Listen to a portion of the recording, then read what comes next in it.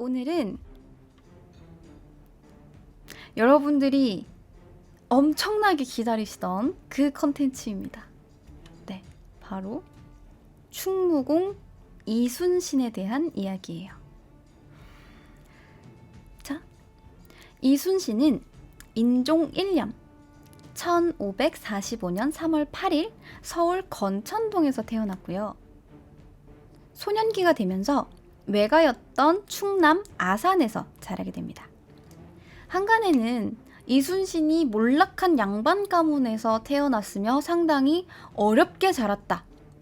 이순신의 조부 이백록 때부터 가세가 기울었다 라고 이야기하는데 잘못 알려졌습니다. 조부였던 이백록은 조광조의 살인파와 뜻을 함께하다가 기묘사화가 발생하자 참변을 당했고 이순신의 아버지 이정은 평생을 벼슬에 나아가지 못했다라고 하는데 이백록은 당시 여러분들이 생각하는 그런 참변이라기보다는 일종의 과거 응시 제한만을 당했을 뿐이고 명문가 집안답게 조상덕으로 시장 상인을 관리하는 평시서 직책에 올랐다가 중종 때 국상의 시기에, 그러니까 나라에서 결혼을 막을 때, 국상 때 결혼을 하러 떠난 아들을 막지 못해서 금법을 어긴 죄로 곤장을 맞고 장독으로 죽은 걸로 추정이 됩니다. 자신의 아버지였던 이백록이 그렇게 죽는 것을 본 영향이었는지 이순신의 아버지 이정은 그다지 벼슬에 연연하지 않고 살았고 백수로 지내도 괜찮을 만큼 집안은 아주 탄탄했어요. 돈이 상당히 많았습니다. 평생을 벼슬에 나아가지 못한 게 아니라 안 나갔던 거예요. 안 나가도 될 만큼 잘 사니까요. 그리고 이정은 촉의 변씨와 결혼했다라고 하는데 이 촉의 변씨가 나중에 기울어버린 가세에 힘겨워하며 삭바느질로 생계를 연명했다, 이순신을 가르쳤다라는 이야기가 있는데 이 촉의 변씨 또한 엄청난 명문가 집안입니다.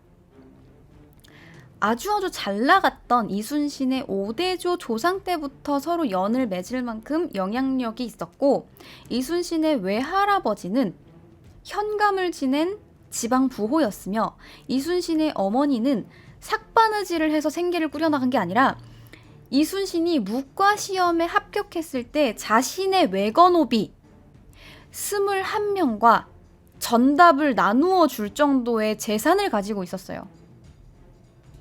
그러니까 지금 다 명문가예요. 아버지도 명문가죠. 어머니도 명문가죠. 돈이 많죠. 그리고 결혼한 변씨마저 명문가 집안이에요.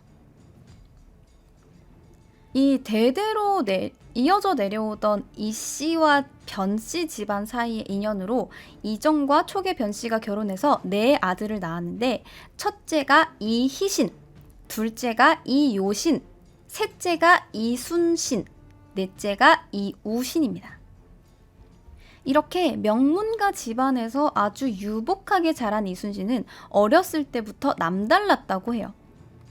류성룡의 징비록에 따르면 이순신은 어린 시절 영특하고 활발했다. 다른 아이들과 모여 놀 때면 나무를 깎아 활과 화살을 만들어 동리에서 전쟁놀이를 했다라는 기록이 있고 옳고 그름이 명확해 어른이라도 쉽게 대할 수 없는 아이였으며 자라면서 궁술과 서예, 승마 등에 능했다라고 하고 있습니다. 근데 이 부분은 약간 좀 포장을 잘 해준 거예요. 왜냐면 구체적으로 보면 이런 게 있어. 동리에 불쾌한 일이 있으면 문득 억누르고 꺾어버리므로 동리 사람들이 두려워하였다 라는 내용이 있어요. 어렸을 때 전쟁놀이 같은 걸 하면 남의 구속을 받지 않고 대장 행세를 했는데 만약 놀이를 할 때 어른들이 방해가 되면 장난감 활로 어른의 눈을 겨냥하였으므로 어른들도 두려워 피해갔다고 한다. 또 순신이 여름에 참외밭을 지나가다가 참외가 먹고 싶어 밭 주인에게 요구했으나 거절당했다. 이에 화가 난 그는 집에 가서 말을 타고 참외밭을 엉망으로 만들었다. 그러자 밭주인이 그 다음부터는 어린 순신이 지나가기만 해도 스스로 참외를 제공하였다. 라고 합니다. 이걸로 알 수 있는 건 두 가지죠. 일단 이순신 집이 상당히 유복했다는 거. 왜냐하면 어린 시절 이 순신이 말을 탈 수 있을 정도로, 당시 말은 되게 비싼 거잖아요. 집에 말이 어딨어요. 소 하나 끌고 지금 막 밭 갈기도 바쁜데. 그죠? 말이 있었다는 거. 상당히 유복했다는 거죠. 이것만 봐도 이순신이 어린 시절 상당히 가세가 기울어서 힘들었다라고는 보기가 힘듭니다. 그리고 두 번째로 알 수 있는 거, 약간 어린 시절 악동이었다. 악동이었다. 이런 거 알 수 있겠죠. 여러분들이 생각하는 그런 막 되게 차분하고 막 죽고자 하면 살 것이요, 살고자 하면 죽을 것이다, 막 이런 되게 결연한 이순신과는 좀 다르죠. 태어났을 때부터 이순신은 아니었던 거예요. 다듬어진 거죠. 일단 지금까지는 약간 골목대장 느낌이 강하죠. 자, 이렇게 어렸을 때부터 남다른 면모를 보이며 자란 이순신은 20살이 되던 1565년 온양 방씨와 결혼을 하게 되는데, 이 방씨 집안도 상당한 명문가입니다. 이순신의 장인이었던 방지는 보성 군수를 지낸 지방 부호였고, 그런 집안의 무남 동녀 외동딸인 방수진과 결혼했기 때문에 이 방진의 재산은 전부 다 이순신의 몫이 되었고, 지금 있는 아산의 이순신 고택도 방진이 물려준 겁니다. 그러니까 지금 이순신은 친가 외가 처가까지 전부 다 명문가예요. 다 부잣집이고 다 명문가예요. 자, 근데 이렇게 인생을 정말 탄탄대로만 걸었을 것 같은 이순신은 이제부터 과거 시험을 준비하게 됩니다. 사실 이순신은 어렸을 때부터 학업에 정진해서 문과 공부를 해서 상당히 문학적 소양이 뛰어났어요. 원래는 무과 시험이 아니고 문과 시험을 보려고 시험을 준비하고 있었습니다.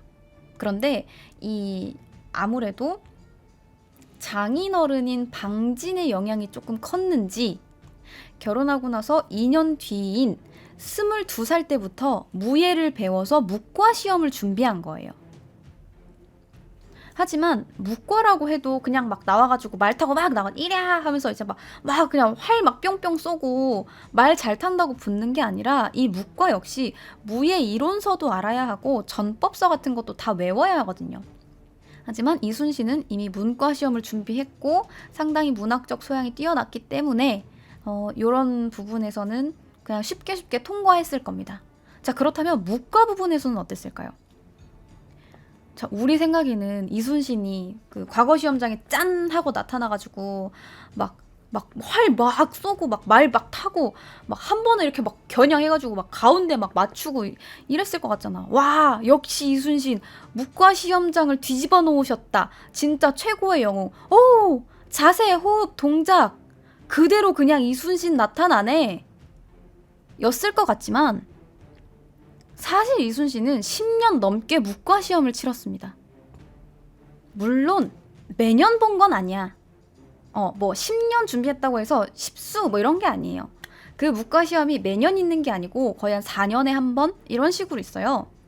그래서 이제 준비 기간은 10년이지만 시험을 10번 친 건 아니에요. 3년에 한 번 뭐 이렇게 있어요. 그래서 28살 때 치른 시험 때 말에서 떨어져요. 낙마를 해서 왼쪽 다리가 부러졌으나 끝까지 완수했고, 기적처럼 무과에 합격을 했으면 좋았을 뻔했지만 또 떨어집니다. 낙마했는데 상식적으로 어떻게 붙습니까? 네, 떨어져요. 이순신이 급제한 것은 그로부터 4년 뒤인 1576년 32살 때의 일입니다. 심지어 장원급제도 아니고 합격자가 28명이었는데 그 중에 12등 했어요. 무과 시험을 준비한 지 꼬박 10년이 걸려서 시험에 붙었고 성적 역시 기대만큼 좋진 않았으나 당시 합격자의 평균 연령이 34살이었던 걸 감안하면 그렇게 나쁜 성적도 아닌 겁니다. 게다가 당시 문과가 군 간부들이 더 높은 직책에 오르는 코스라고 생각해서 현역 군인들이 대거 응시해서 합격을 했단 말이에요. 그러다 보니까 군인도 아닌데 합격한 것만으로도 상당히 잘한 편인 건 거예요. 자, 이렇게 32살의 나이에 문과 시험에 합격한 이순신은 드디어 군무원이 되어서 저 멀리 두매산골에 발령됩니다. 뭐 바로 어디 무슨 뭐 해전에 나갔을 것 같지만 그렇지 않아요. 여기는 되게 산골이라서 여진족과의 국경에 해당하는 지역이었고 진짜 말단 중에서도 초말단, 오지 중에서도 초오지로 발령이 된 거예요. 자, 하지만 이곳에서 이순신은 임무 수행을 상당히 잘해서 상관들에게 인정받았고 임기 2년을 채운 뒤에는 승진해서 종 8품이 됩니다. 자, 그러다가 중간에 한번 상사를 잘못 만나서 삐끗하다가 함경도 남쪽 바다로 부임을 해오면서 4년 만에 종 9품에서 종 4품까지 초고속으로 빠르게 승진을 합니다. 근데 이 종 4품이 뭐였냐면 전남 고흥 쪽에 수군 만호에 임명이 된 거예요. 대령쯤 되는 직책으로 전라도에서 18개월간 재직을 한 겁니다. 그래서 이때 그는 전라도의 지형과 수군의 지휘 체계 등을 익혀서 훗날 전라 좌수사가 되었을 때 큰 도움이 될 수 있었겠죠. 자, 그래서 이때 18개월 동안 재직을 하고 이제 수군으로서의 무언가가 딱 열리나 했는데 문제는 1587년에 녹둔도로 발령이 납니다. 녹둔도가 당시에는 섬이었는데 지금은 이제 무트로 바뀌었어요. 아무튼 그런 녹둔도라는 섬에 이제 발령이 났는데 그해 가을에 이순신이 군대를 인솔해서 추수를 하러 간 사이에 여진족이 침입해서 녹둔도 전투가 벌어집니다. 그리고 이때 조선군이 11명이 죽고 160명이 잡혀갔어요. 아니 근데 우리가 알고 있는 전쟁 영웅 이순신이 했다는 전투치고는 너무 허술한데?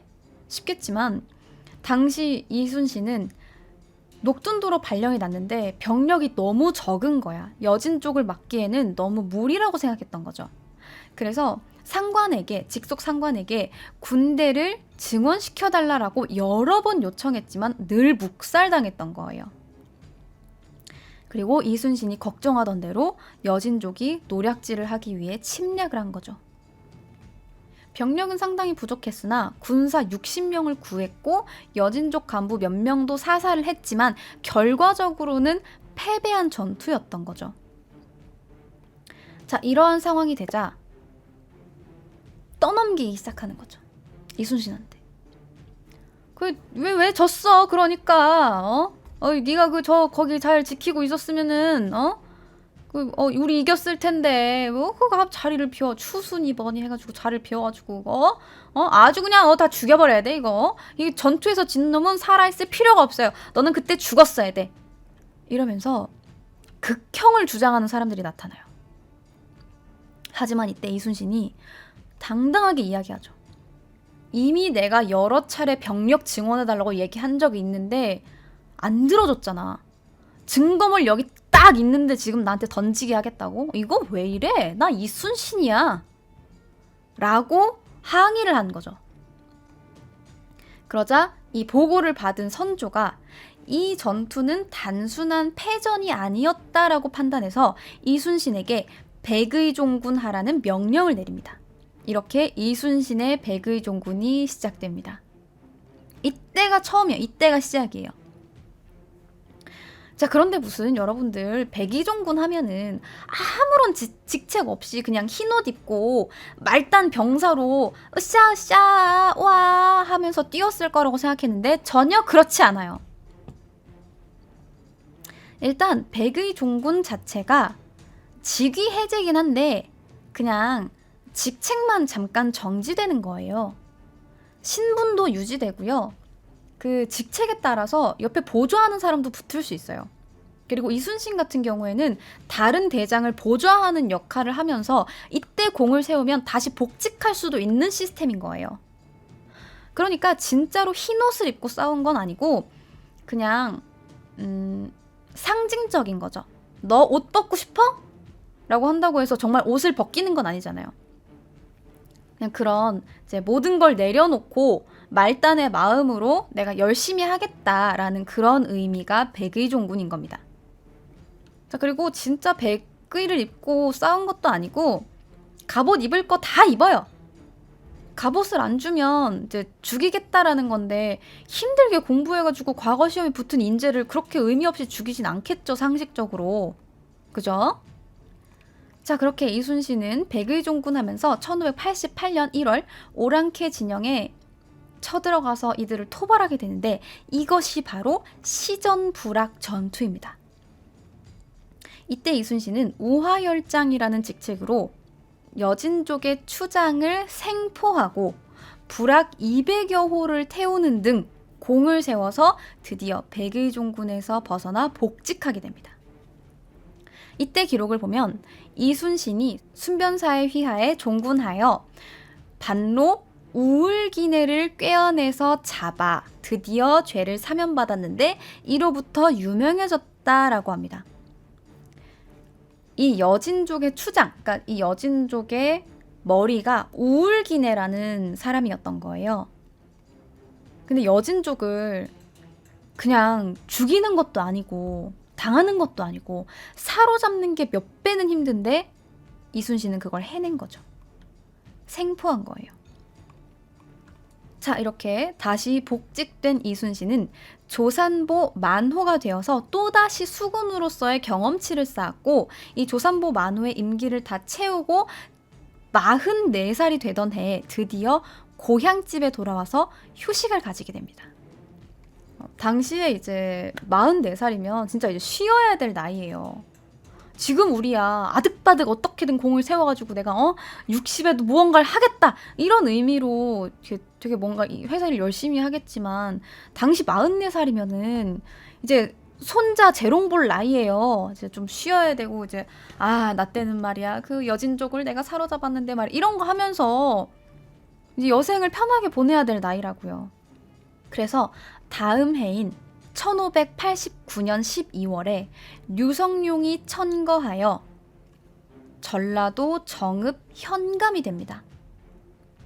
근데 이 전라도 정읍 현감이라는 건 이제 일을 해라 이게 아니라 이제 적당히 직위만 있는 그런 거 있죠. 약간 명예직 같은 거 있죠.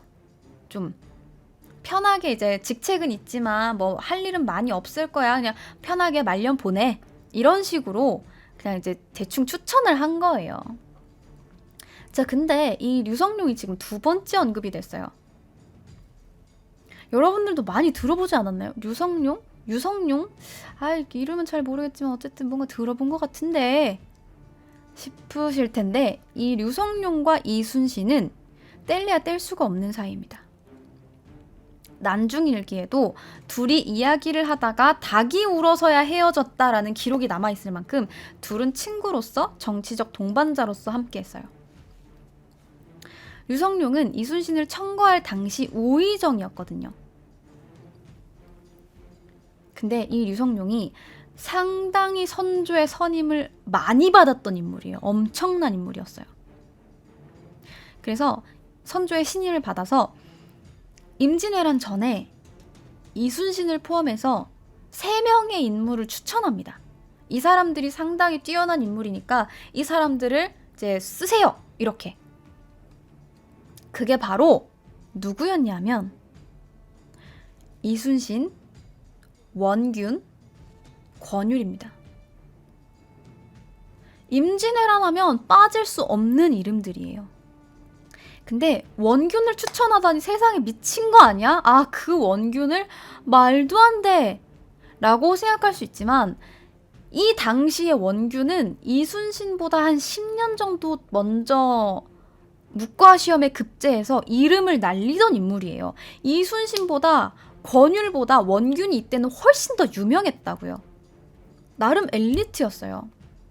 그래서 원균은 이미 유명했는데 이순신이랑 권율은 그 당시 진짜 쩌리 중에 쩌리였어.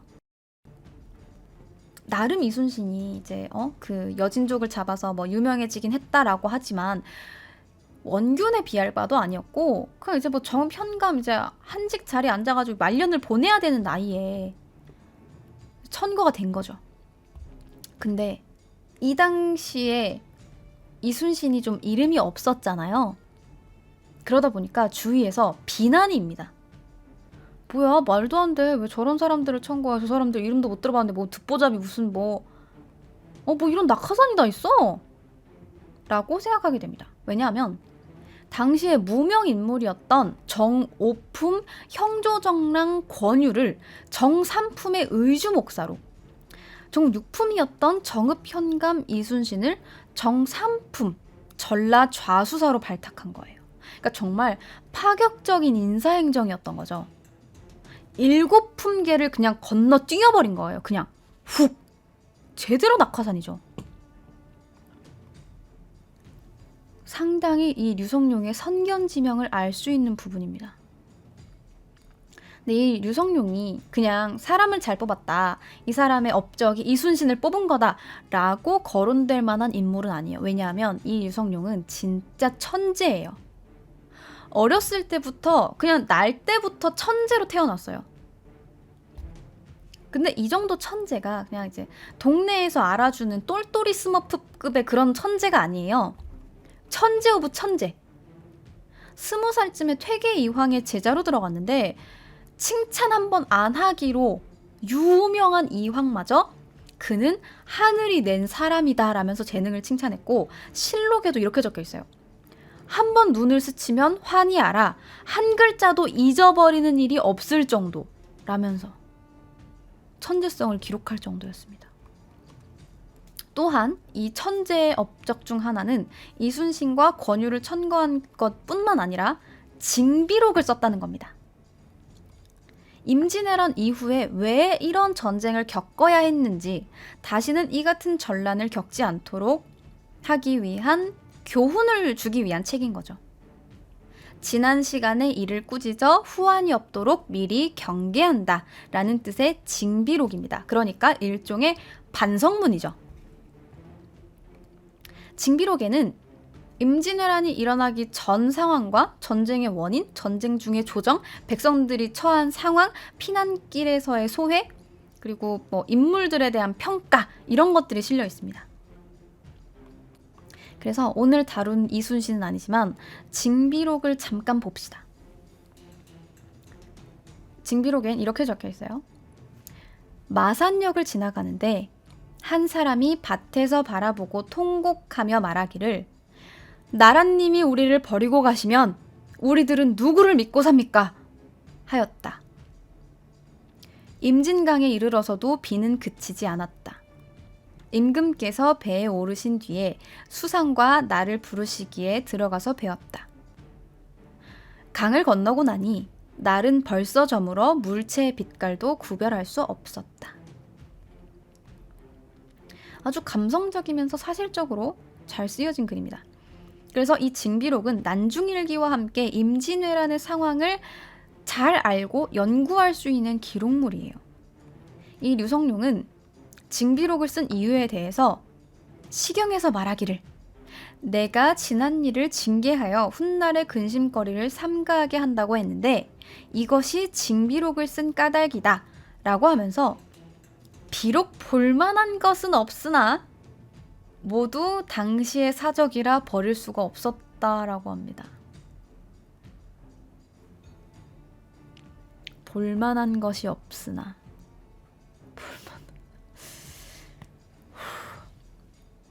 천재는 좀 재수가 없네요. 자, 정말 승승장구한 엘리트의 표본인 거죠. 오히려 이순신이 지금 엄청난 굴곡을 겪고 있어요. 시작부터 명문가에서 태어나서 아주 좋았는데 막 문과시험 떨어지고 낙제하고 막 10년 만에 붙었는데 말단에 막 가고 어떻게 막 올라갔는데 막 뭐 별다른 거 없이 그냥 이렇게 막 쭉 가는 줄 알았는데 근데 이 천재 우의정 나리께서는 좀 달랐던 거죠.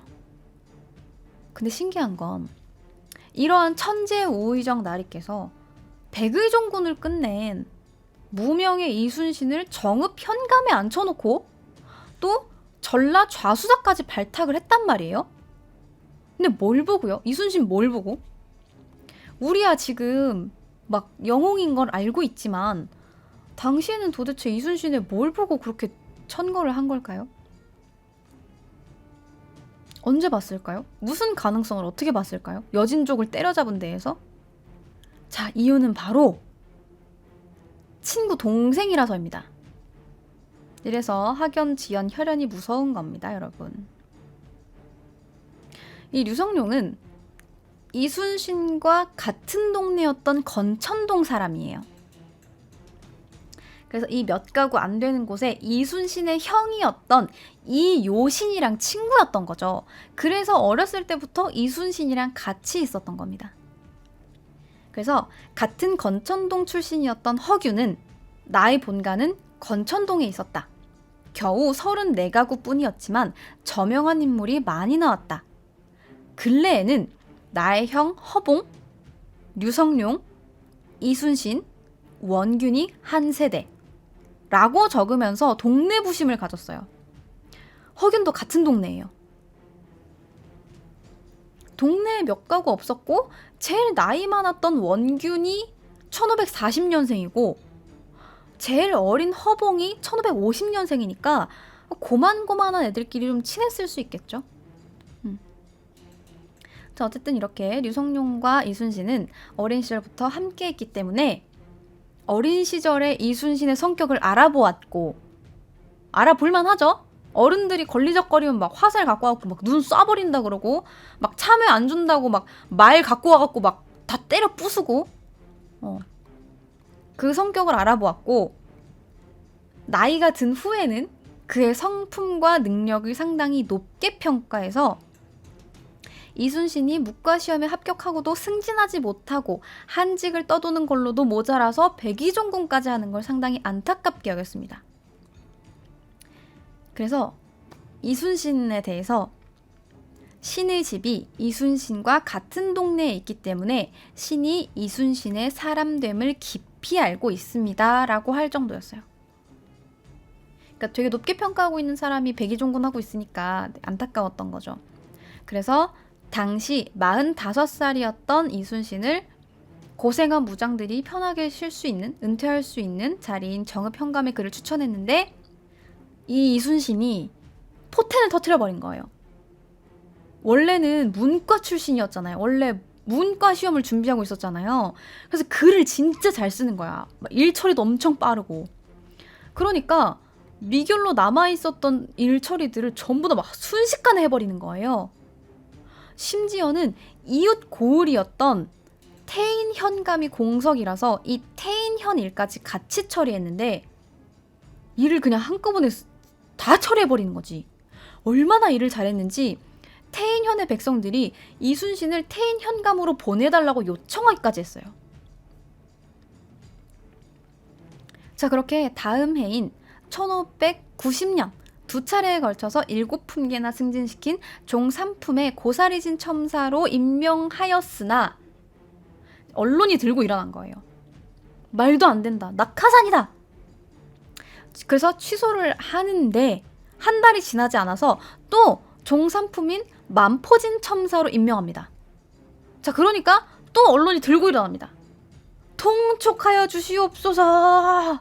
전하, 낙하산입니다. 라고 하니까 또 취소가 됩니다.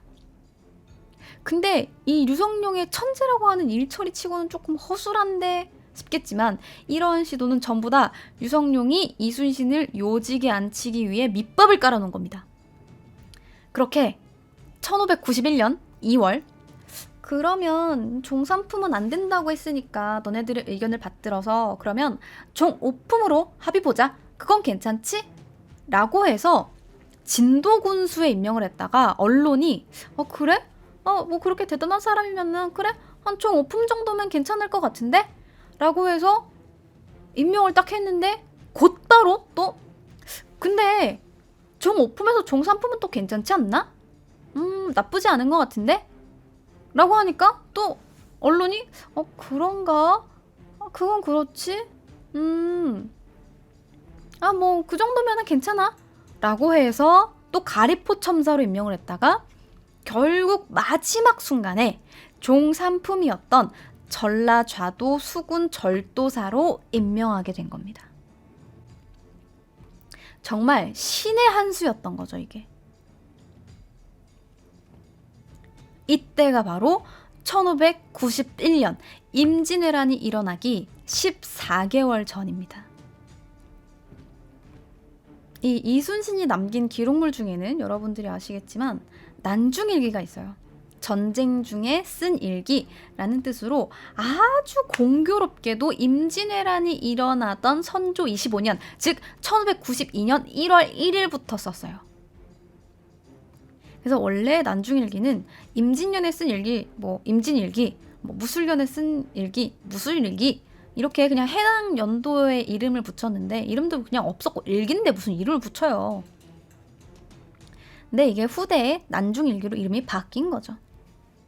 그래서 난중일기에는 일기인 만큼 아주 사소하고 소소한 일들이 많이 있는데 어떻게 적었냐면 그냥 언제 비가 와서 어떻게 훈련을 했다. 실내에서 훈련을 했다.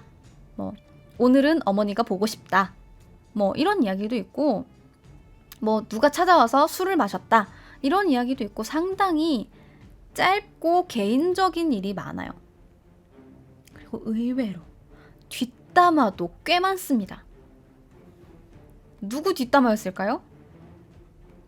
원균이요. 원균 뒷담화를 그렇게 적었어요.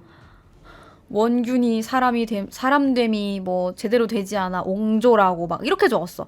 사람이 포악하고 성정이 좋지 않아. 둘이 많이 부딪혔으니까 스트레스 많이 받았겠죠. 자, 그래서 전라좌수사로 임명된 이후에 난중일기에 이순신이 적어놓은 기록을 보면 이순신이 상하번 병력을 교대시키면서 인원을 일일이 점검했고 별방군도 소집해서 모든 병력 동원 과정을 직접 관리했기 때문에 전라도의 수군 상비 병력이 상당히 잘 유지되고 있었어요. 그리고 이렇게 병력을 점검한 뒤에는 기존 주력함이었던 판옥선을 유지 보수하거나 새로 건조해서 돌격선인 거북선을 창제합니다.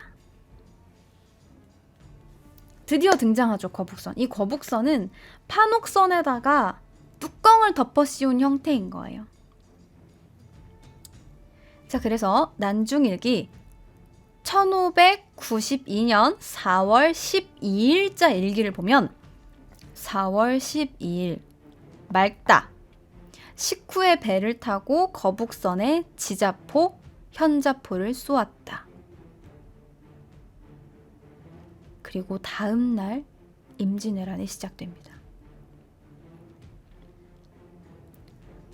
이어지는 이야기는 2부에서 계속 다루도록 하겠습니다. 오늘 컨텐츠는 한국컨텐츠진흥원의 창작자를 위한 역사문화 포털 컬처링과 함께했습니다. 1부에서 내용이 더 궁금하신 분들 혹은 2부의 내용이 미리 보고 싶으신 분들은 컬처링에서 이순신을 검색하시면 더 많은 정보를 찾아보실 수 있습니다.